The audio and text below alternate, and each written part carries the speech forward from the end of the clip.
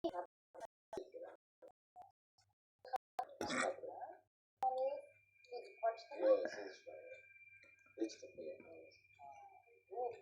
turadimi? Pulni qanday olgansiz? Chunki 16-17 yoshda hali ishlamayotgan. Uydan so'radim.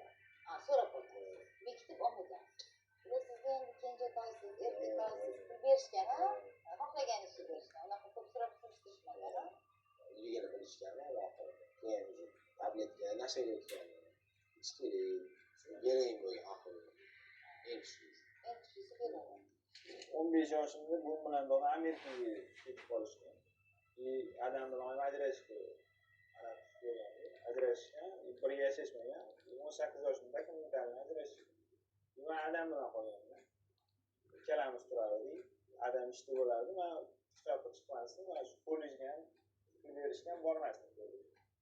Shu ko'chaga chiqib, ko'chadagi okalar bilan nasha berishgan. Birinchi nashak ko'rdim. Akalar sizni pulingiz borligini bilgandi. Boshi tekinga berishgan. Men pulga olmagan. Shu bilan shu ko'rganda yoqdan